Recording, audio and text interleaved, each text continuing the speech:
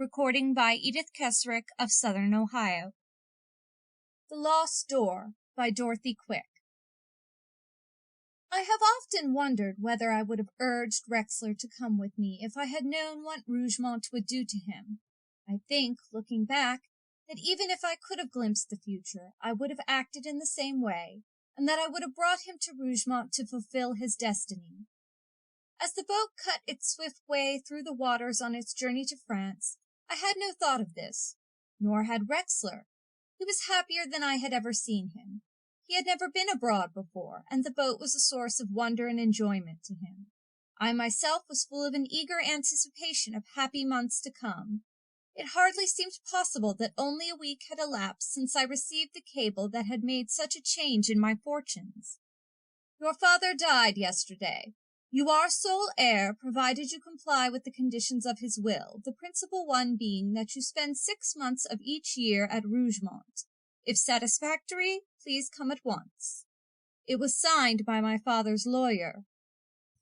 I had no sorrow over my father's passing, except a deep regret that we could not have known the true relationship of father and son. At the death of my mother, my father had grown bitter and refused to see the innocent cause of her untimely passing. As a baby, I had been brought up in the lodge of Rougemont, my father's magnificent chateau near Vichy. When I reached the age of 4, I had been sent away to boarding school. After that, my life had been a succession of schools, first in France, the adopted land of my father, then England, and finally St. Paul's in America.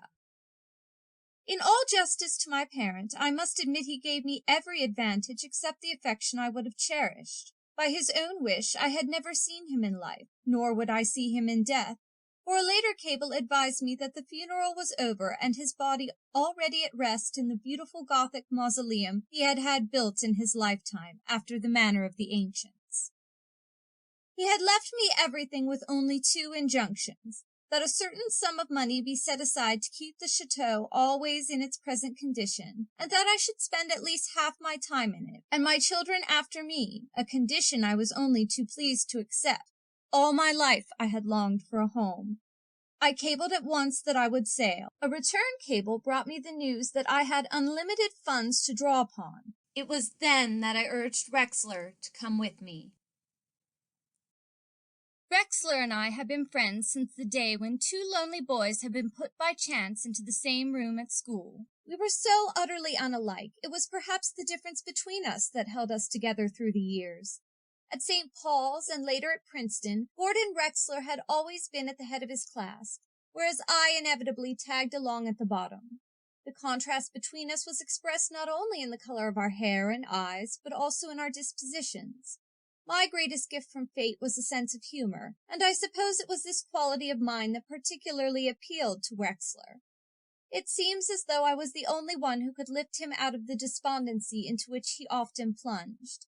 As the years passed and his tendency to depression intensified, he came to depend more and more upon me, and we grew closer together. Strangely enough, the whiteness of his face and the gloom that exuded from him did not detract from his good looks. It only added to them, for the translucence of his skin made the thick black hair that lay close to his head all the darker, while at the same time it brought out the deep black of his eyes and the firm cut of his lips. The night before we landed, we were standing on the deck, at the rail, looking over the side, straining our eyes for the first glimpse of the lights of Cherbourg, and Rexler spoke of himself for the first time since we had left New York. You know, Jim, for perhaps the only time in my life I feel at peace, as though something that I should have done long ago has been at last accomplished. He was so solemn that I laughed a little. He stopped me suddenly. It's true. I've always felt an urge within me, a blinding force pushing me towards something that is waiting for me. Where, I do not know. What, I have no idea. For the first time it's gone, that nameless urge that I knew not how to satisfy, and I feel that the call's being answered. With the usual inanity of people at a loss for words, I said the first thing that came into my mind. Perhaps Rougemont has been calling you. You've no idea what a relief it is, he continued, not to feel constantly pulled with no way of knowing toward what or how to go about answering the summons. I have often thought that I should take my life, that was what was meant. His voice trailed off. This time I was not at a loss for words. I started to read him a lecture that would have done credit to Martin Luther or John Knox. At the end of my harangue, Rexler laughed, a rare thing for him, and put his arm through mine. All that's gone now. Didn't I tell you that at last, in some strange way, I am at peace? Rougemont's towers were visible long before we reached the great iron gates that had to be swung open to let us pass. For miles the great edifice dominated the landscape. The huge building had a soft, reddish tinge, from which I supposed it derived its name, Red Mountain.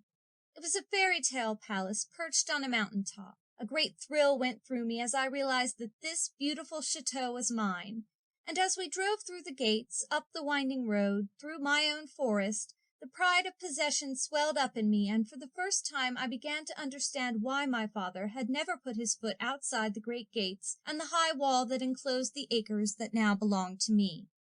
As we drove on, up the winding, narrow road, over the drawbridge that spanned the moat, into the courtyard, I understood more and more. Here was everything. Beauty such as I had never dreamed, forests stocked with game, running brooks full of fish, a lake, and farther off, a farm. I could glimpse its thatched roofs, to supply our wants. Rougemont was a world in itself. The high carved door was swung open as Rexler and I got out of the car. Monsieur de Carrière, my father's lawyer, advanced to meet us, a friendly smile on his Santa Claus countenance. I shook hands, introduced Rexler as a very good friend who is going to stay with me. Monsieur Carrière's face fell. Clearly, Rexler's being with me was a disappointment. Nevertheless, he greeted him politely as he ushered us in. That moment, Rougemont took me to its heart and won me for its own. Imagine Amboise or any of the great French chateaux suddenly restored to itself as it was in the days of the Medici, and you have a small idea of Rougemont. For we had stepped out of the present into the past. Carrière, Wexler, and I were anachronisms. Everything else was in keeping with the dead centuries. Even the servants were in doublet and hose of a sort of cerulean blue, with great sashes puffed with crimson silk. I think I gasped. At any rate, Monsieur Carrière saw my astonishment. "It is your father's will, my boy. He always kept it so, and wore the costume of former days himself. He greatly admired the first Francis. In your rooms you will find costumes prepared for you. For the last 6 months of his life he was making ready for his son." There was an odd sort of pride in Carrière's voice. I remembered now that my father had written for my measurements. I had thought he meant to make me a present, but when time passed and I heard nothing, the incident had slipped from my mind. I looked at Rexler, expecting to see some sign of amusement on his face, but he stood quietly looking at the tapestry that hung halfway up the grand stairway. There was a dreamy, far-away expression in his eyes. "May I speak before your friend?" Carrière asked. I nodded. The servants had already disappeared with our luggage. I threw myself down on a long, low bench, and Carrière sat opposite me. "You understood the terms of your father's will, of course," Carrière began, "that you must live here 6 months, but you did not know that you must live here, as he did, in the past.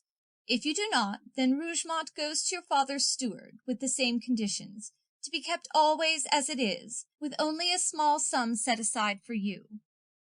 I said nothing. Driving along the road from Paris, it would have seemed fantastic, but here, under the spell of Rougemont, it seemed as though anything else would be impossible. Carrière went on. "You will be the grand seigneur, lord of the manor in the old style. You may have your guests if you like, but they too must conform with the rules." Here he glanced at Rexler, who stood still as though he were in a trance. "The other 6 months you are free to do as you please. Spend what you like of the money not needed for Rougemont. That is, if you want to go anywhere else." Evidently he had finished his speech. At the time I did not recognize the significance of his last words. "I am willing to submit to the conditions, only," a sudden thought struck me, "I don't want to lose all touch with the outside world. Can I go to Vichy to get papers and so forth? I don't suppose they had papers in Francis I's time." Monsieur de Carrière smiled. "My dear boy, your father didn't wish to make a prisoner of you. You may go to Vichy if you like, but you must not be away from Rougemont more than 24 consecutive hours during the 6 months you are in residence. So far as the papers, etc., are concerned, they will be at the lodge. There is also a telephone, and your own clothes will be kept there. After tonight, nothing of 1935 must come within these walls, but you are free to go to the lodge any time you want to. You can get in touch with me also if you desire further information. De Lacy, the steward, will look out for you. He knows your father's ways. Now, permit me to congratulate you and say au revoir, my young friend. Monsieur de Carrière got up on his stubby fat legs, made a little bow to me, another to Rexler, which went unheeded. I, too, arose. It will seem strange, but I'll do my best. One other thing. Monsieur de Carrière was all of a sudden very grave. In 2 weeks' time you will be given a key. It unlocks a casket you will find in the library. In it you will find a message from your father. Adieu, my boy. I wish you well. With a click of the heels and a friendly smile, he was gone. I turned to Rexler. What do you think of it? I asked. Rexler did not answer. He stood gazing up at the stairway. The wide marble stairs curved upwards. Along the sides, the intricate carving was beautiful in its lacy delicateness. At that moment, however, I was alarmed for my friend. His attitude was rigid, and his eyes were glassy. I put my hand on his shoulder. Rexler! My action galvanized him to life. Another minute, and she would have reached the last step. Now she is gone. This was madness. There had been no one there.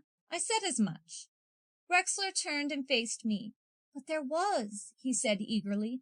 The most beautiful girl I have ever seen, all done up in some old costume.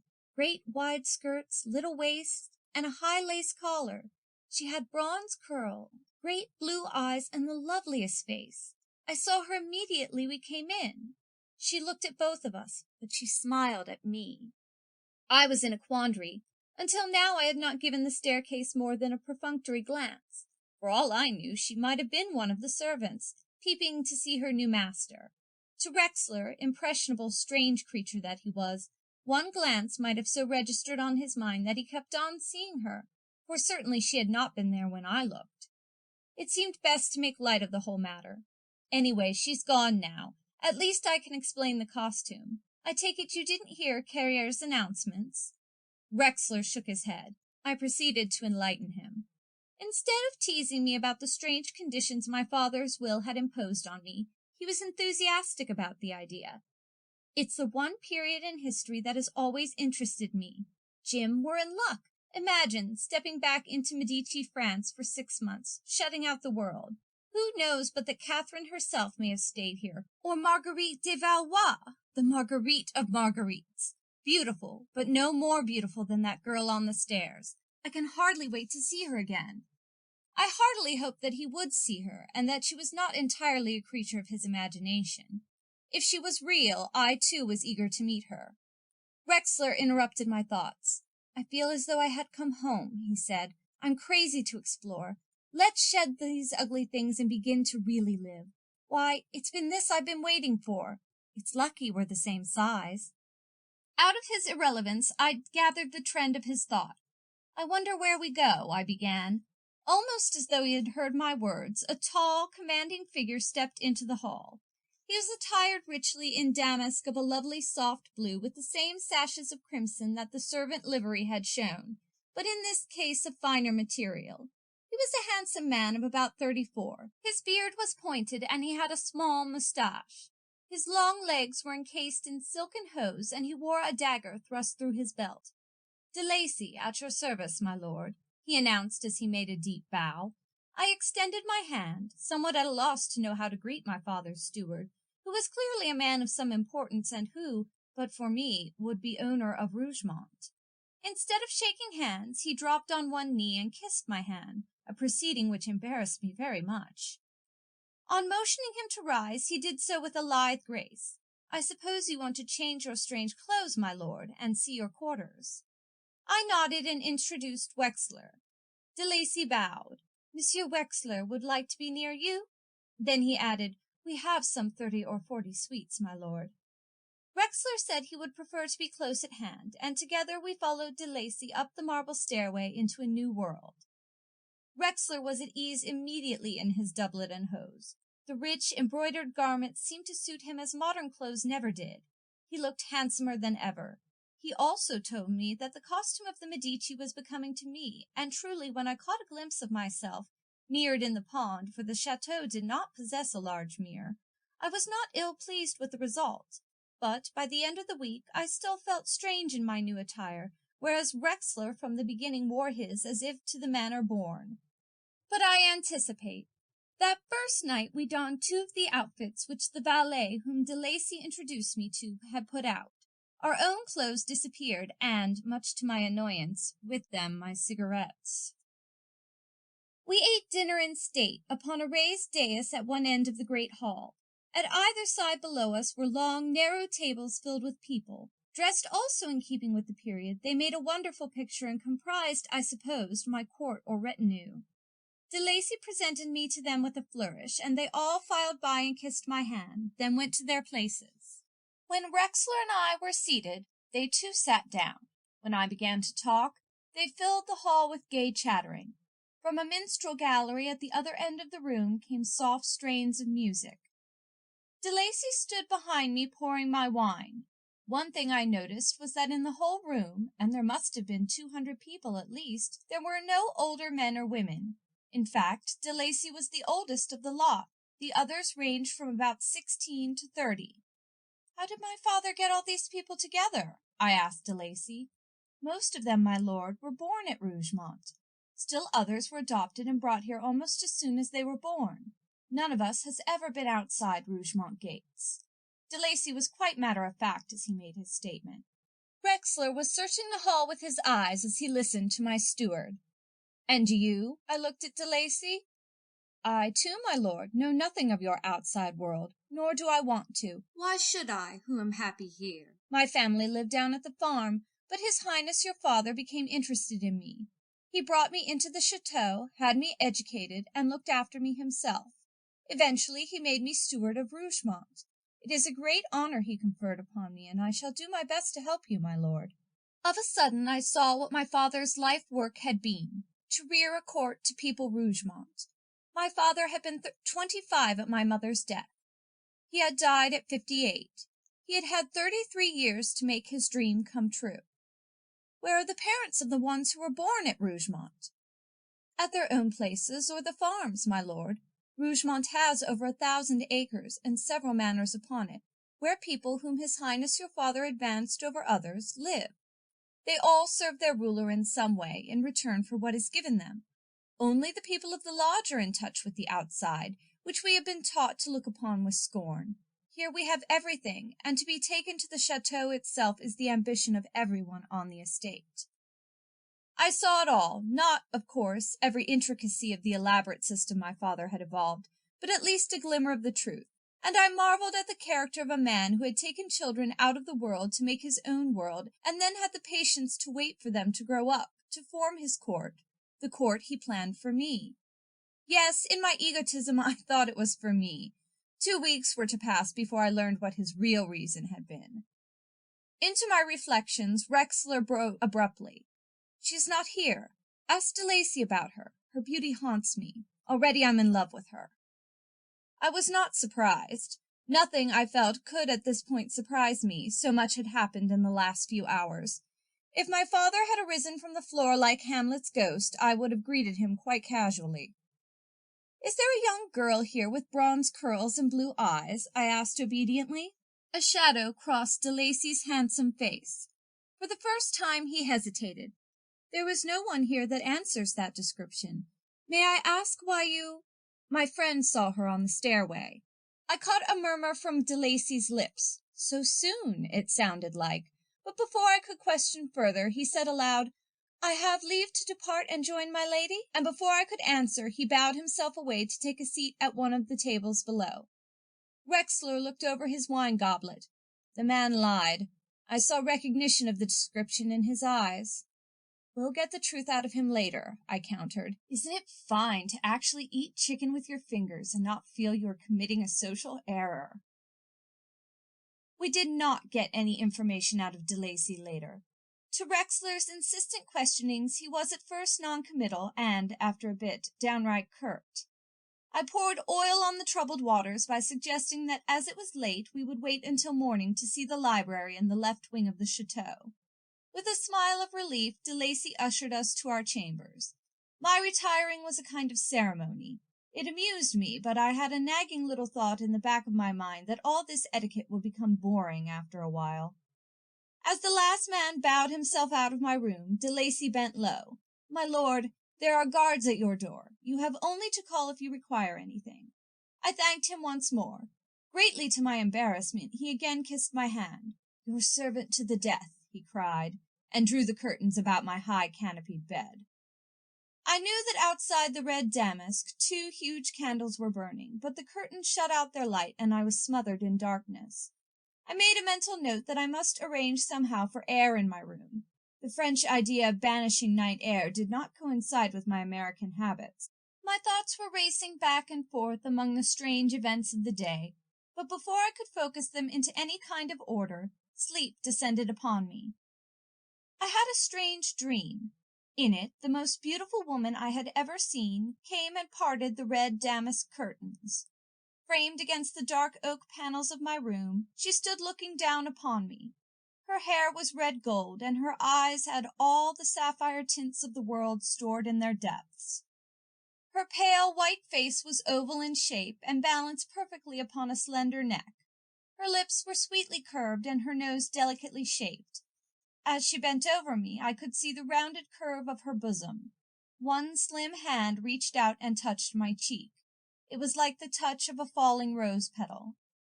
In my dream I lay asleep, yet I was conscious of this lovely creature. I watched her through closed eyelids and held my breath, hoping she would kiss me. It seemed as though I had never desired anything so much. A half-smile hovered on her lips, but her eyes told me nothing. She leaned lower.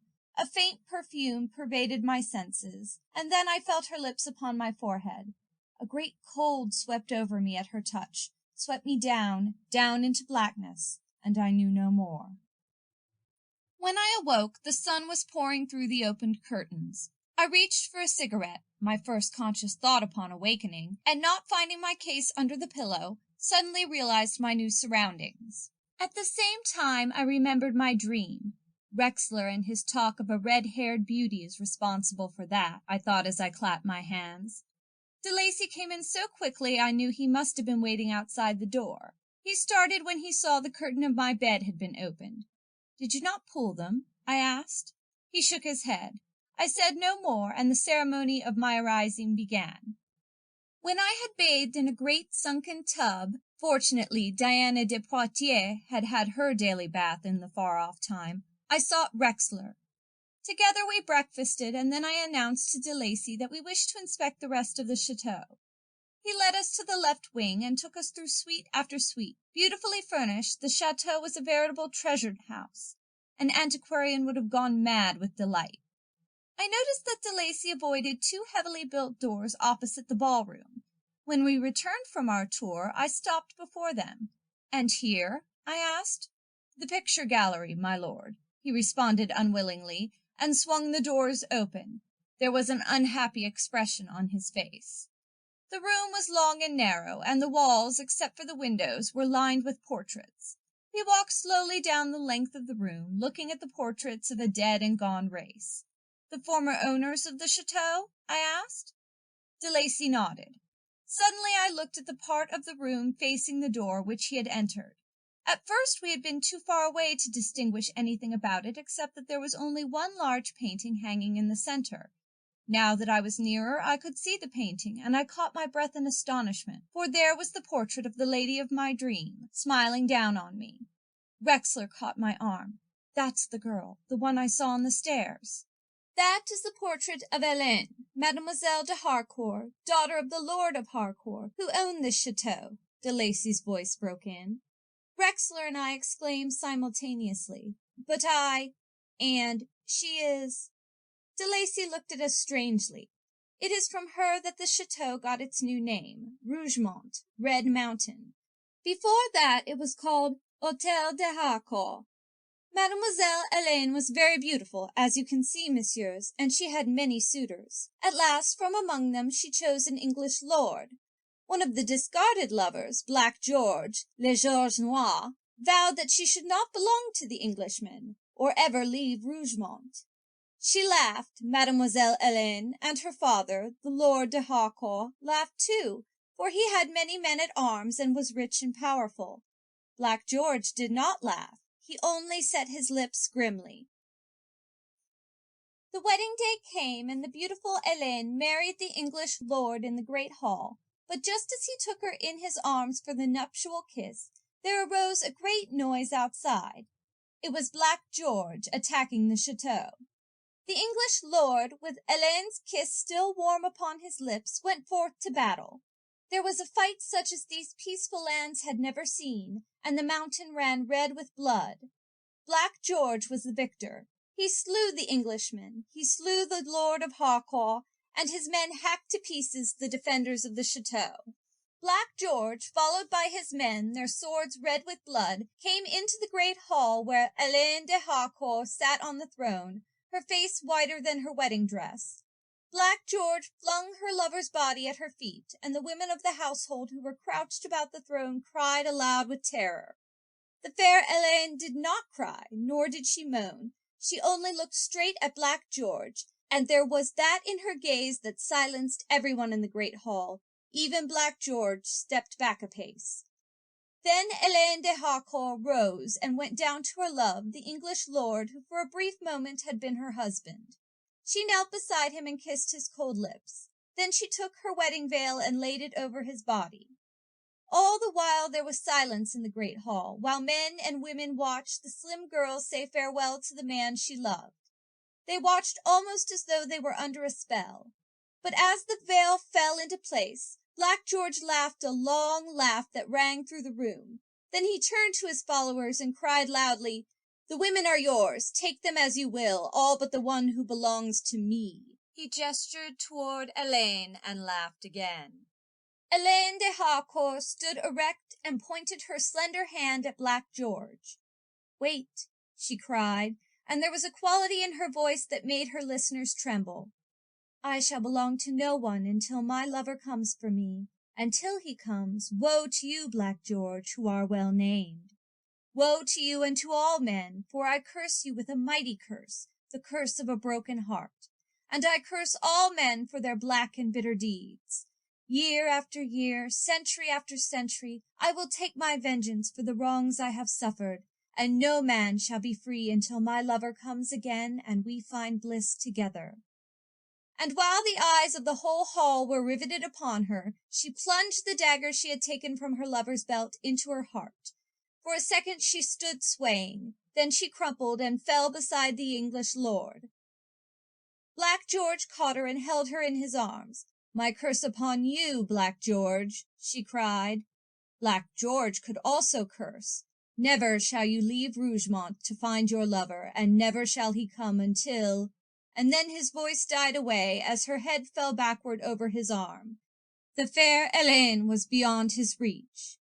For a minute more the people in the great hall were paralyzed by the force of the terrible words that they had heard. But with the girl's death they were released from the spell, and a fury swept over the men. They rushed upon the women and dragged them forth. Black George took Helene's body and carried it away, but where he buried her no one knew, nor could any discover, for the next day he was found in the great hall, raving mad, and the people said that Helene's curse was a potent one, that already it had wreaked vengeance on the one who had wronged her most. From that day the chateau was called Rougemont. The de Harcourts were all dead, and the place fell into other hands. There grew up the rumor that the chateau was haunted, that the fair Helene roamed its halls, cut off from her lover, doomed to stay within these walls by Black George's curse.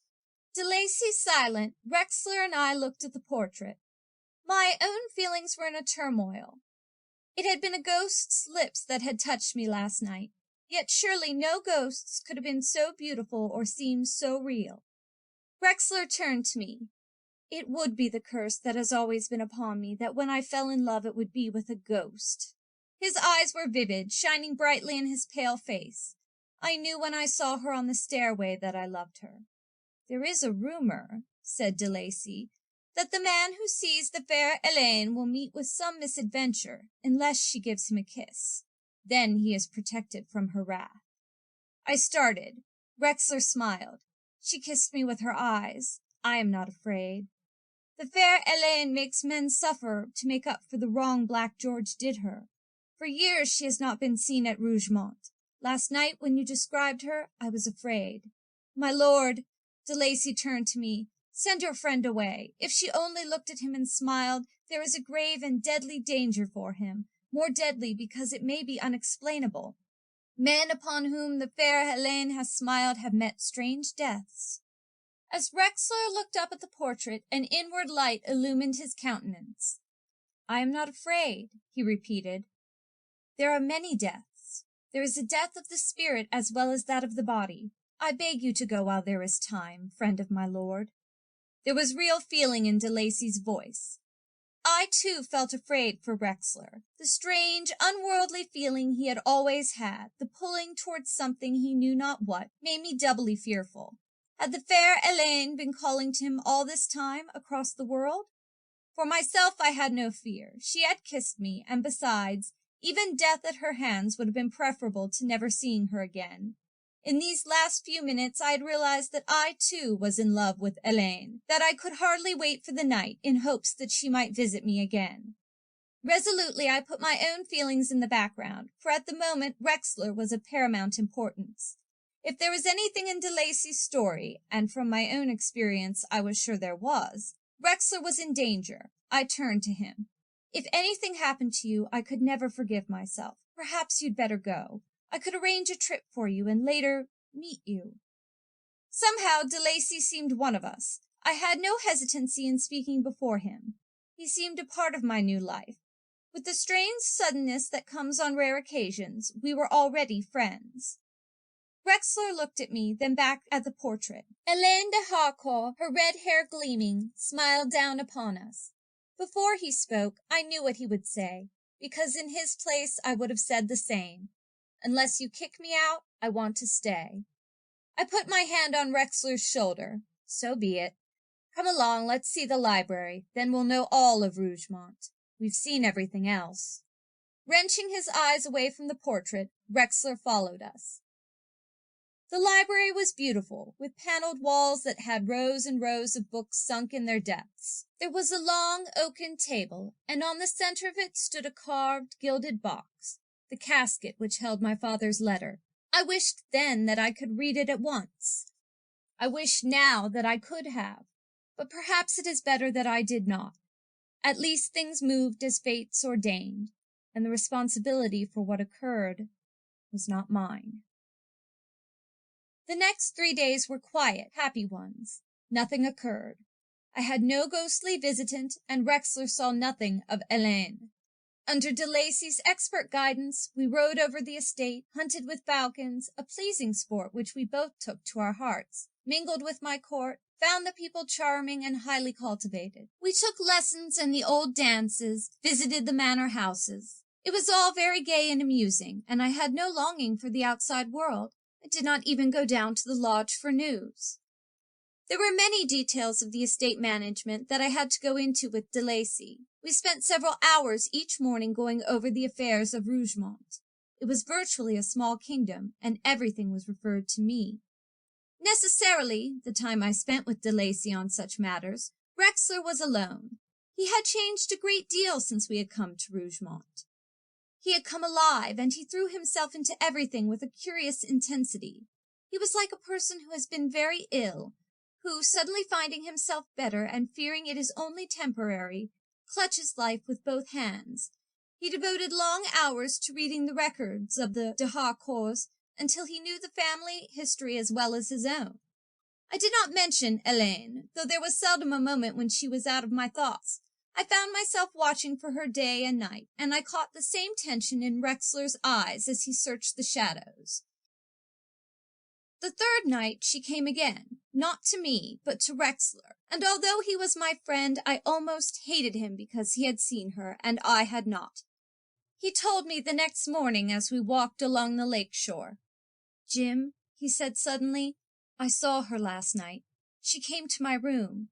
She drew aside the curtains of the bed and leaned over me. I can't describe my sensations.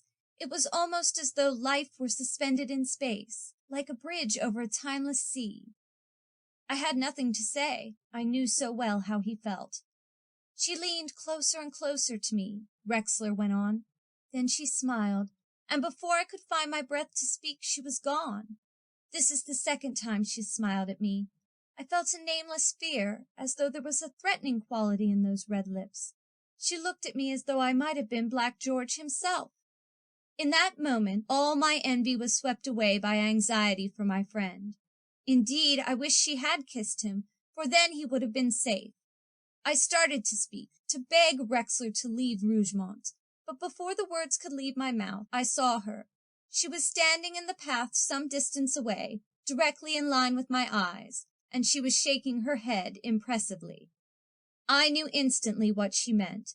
I was not to send Rexler away. He could not see her because at the moment he was facing me, his hand on my arm. His fingers touching me were not quite steady. It brought me back to reality. "Rexler," I cried, "you could leave Rougemont." Her eyes clouded with anger.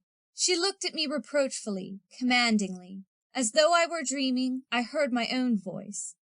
"I don't want you to go. I would be lonely without you. Perhaps there is no danger." Rexler looked at me curiously.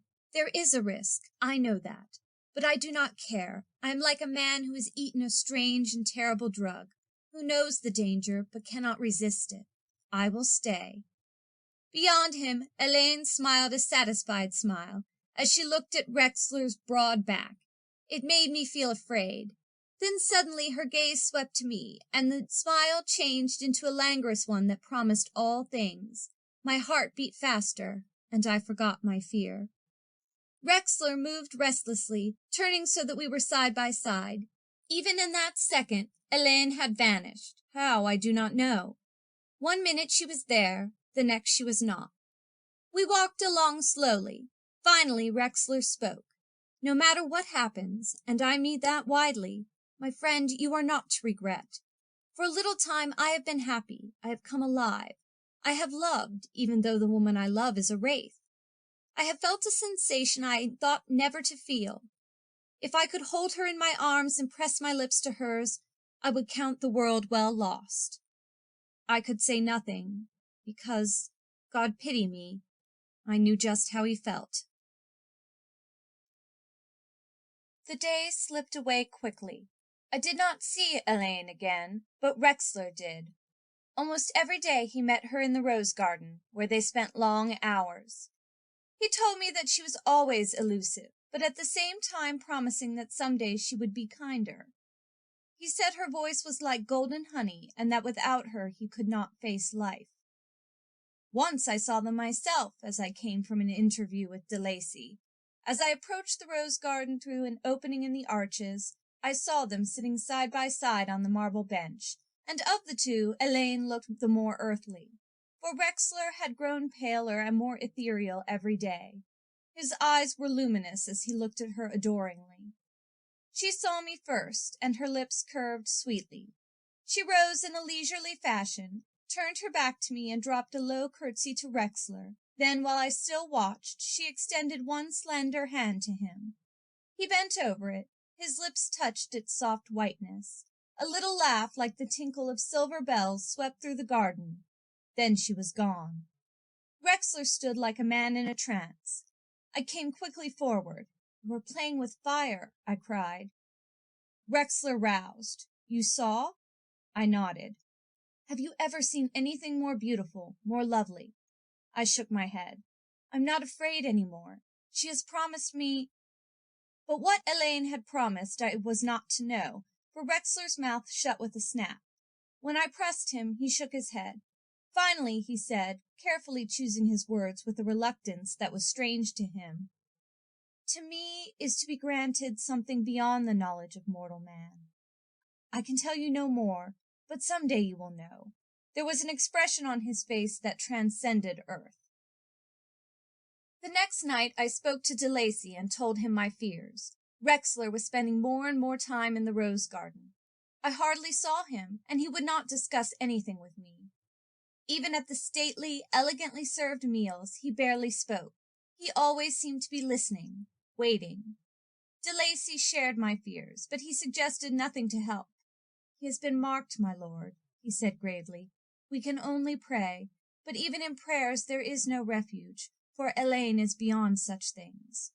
"Surely," I began to remonstrate. "The power of evil is as strong as the power of good, or at least there is little between them. Elaine herself is bound fast by the hate of Black George.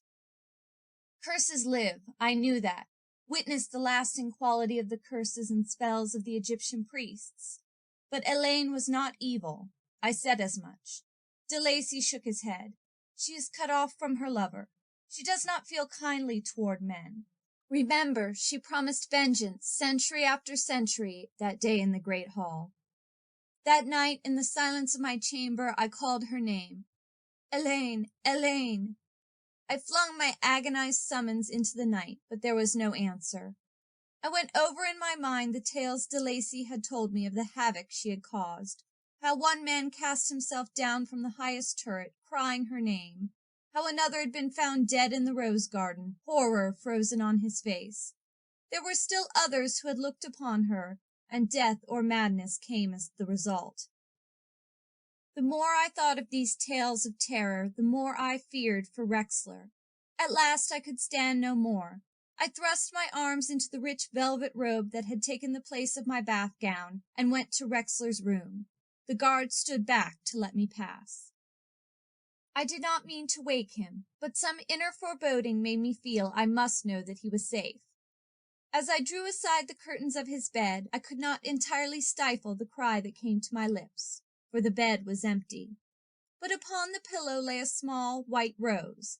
It was the kind they use in funeral wreaths in France. My heart almost stopped beating. The rose garden, or perhaps the library. A more normal thought struck me. Rexler might have wanted to read. I rushed into the hall to find De Lacy waiting for me, summoned by the guards. He held a silver candlestick in which a tall white candle burned. "The library," I gasped. "That was nearest. We should try it first." De Lacy knew my meaning. He had instantly grasped the situation, and his face was white and tense. Together we descended the curving stairway. Together we reached the library. Then, motioning De Lacy behind me, I swung open the door. The room was brightly illuminated, although not one of the candles had been lit. In the middle of it stood Rexler, with Elaine in his arms. Their lips were close locked. It was a picture that an artist would have delighted to paint. The stiff crimson skirts of Elaine de Harcourt's gown stood wide on either side, and Rexler's blue doublet and hose against them was in bold relief. His long oversleeves edged with fur hung gracefully. I could not speak. This mating of man with ghost was almost more than my poor mortal brain could bear, yet with every atom of my being I wished that I could have been in Rexler's place. I remembered the one chaste kiss I had had from her, and I almost fainted at the thought of possessing those lips for my own, as Rexler was doing. Strangely enough, mingled with this emotion was another, a feeling of fear and anxiety for my friend. Cold horror that froze my blood kept me rooted to the spot. Behind me, De Lacy had fallen to his knees. I could hear him repeating the Latin words of a prayer. All at once I saw where the light was coming from. The entire north wall, ordinarily lined with books, had gone. In its stead was a stone wall, and in the center of the wall was a low-hung Gothic door, carved and ornate. It was standing open, and beyond was a pale, luminous yellow mist. I could see nothing of what else was behind the door, for the yellow haze filled the entire space.